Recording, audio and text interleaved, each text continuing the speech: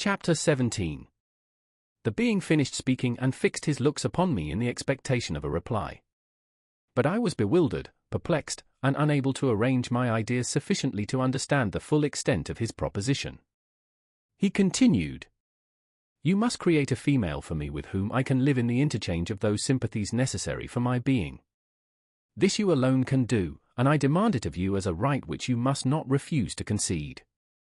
The latter part of his tale had kindled anew in me the anger that had died away while he narrated his peaceful life among the cottagers, and as he said this I could no longer suppress the rage that burned within me. "I do refuse it," I replied, "and no torture shall ever extort a consent from me. You may render me the most miserable of men, but you shall never make me base in my own eyes. Shall I create another like yourself, whose joint wickedness might desolate the world? Begone! I have answered you, you may torture me, but I will never consent." "You are in the wrong," replied the fiend, "and instead of threatening, I am content to reason with you. I am malicious because I am miserable. Am I not shunned and hated by all mankind? You, my creator, would tear me to pieces and triumph, remember that, and tell me why I should pity man more than he pities me. You would not call it murder if you could precipitate me into one of those ice rifts and destroy my frame, the work of your own hands. Shall I respect man when he condemns me? Let him live with me in the interchange of kindness, and instead of injury I would bestow every benefit upon him with tears of gratitude at his acceptance.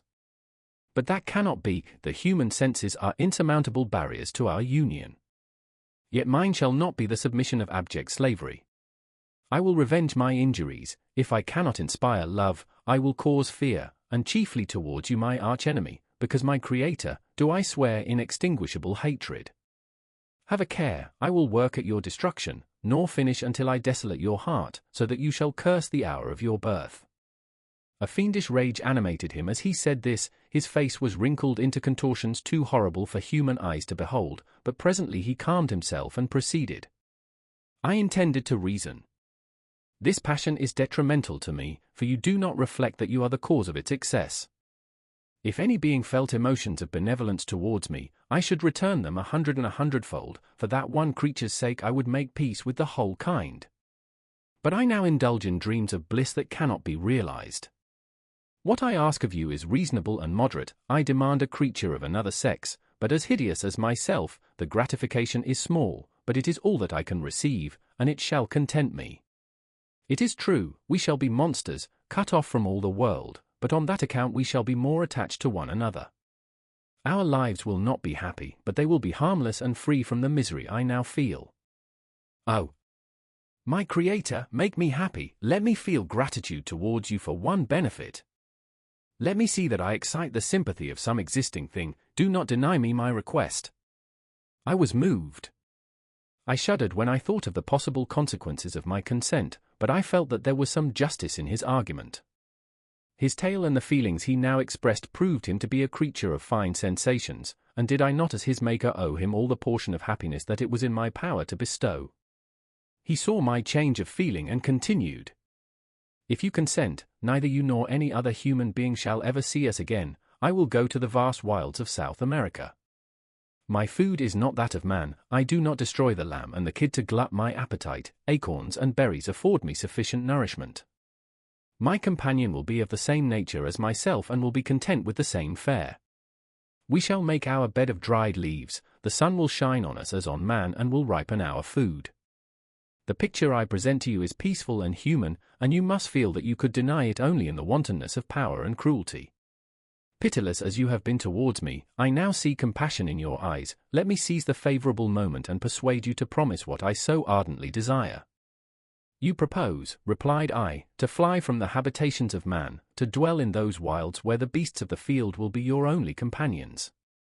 How can you, who long for the love and sympathy of man, persevere in this exile? You will return and again seek their kindness, and you will meet with their detestation. Your evil passions will be renewed, and you will then have a companion to aid you in the task of destruction. This may not be. Cease to argue the point, for I cannot consent. How inconstant are your feelings!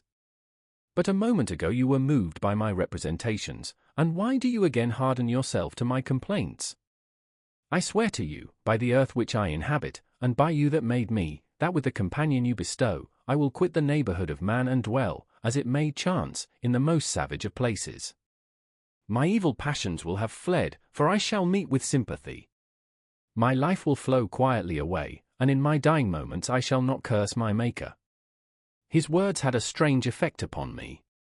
I compassionated him and sometimes felt a wish to console him, but when I looked upon him, when I saw the filthy mass that moved and talked, my heart sickened and my feelings were altered to those of horror and hatred. I tried to stifle these sensations. I thought that as I could not sympathize with him, I had no right to withhold from him the small portion of happiness which was yet in my power to bestow. You swear, I said, to be harmless, but have you not already shown a degree of malice that should reasonably make me distrust you? May not even this be a feint that will increase your triumph by affording a wider scope for your revenge? How is this? I must not be trifled with, and I demand an answer. If I have no ties and no affections, hatred and vice must be my portion. The love of another will destroy the cause of my crimes, and I shall become a thing of whose existence everyone will be ignorant. My vices are the children of a forced solitude that I abhor, and my virtues will necessarily arise when I live in communion with an equal. I shall feel the affections of a sensitive being and become linked to the chain of existence and events from which I am now excluded.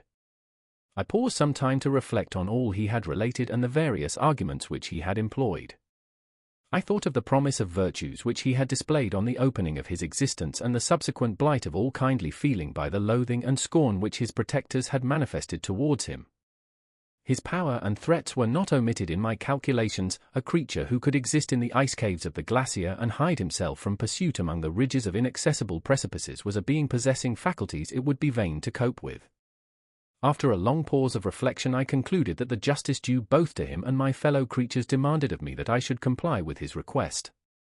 Turning to him, therefore, I said, I consent to your demand, on your solemn oath to quit Europe forever, and every other place in the neighborhood of man, as soon as I shall deliver into your hands a female who will accompany you in your exile. I swear, he cried, by the sun, and by the blue sky of heaven, and by the fire of love that burns my heart, that if you grant my prayer, while they exist you shall never behold me again. Depart to your home and commence your labors. I shall watch their progress with unutterable anxiety, and fear not but that when you are ready I shall appear. Saying this, he suddenly quitted me, fearful, perhaps, of any change in my sentiments. I saw him descend the mountain with greater speed than the flight of an eagle, and quickly lost among the undulations of the sea of ice. His tale had occupied the whole day, and the sun was upon the verge of the horizon when he departed.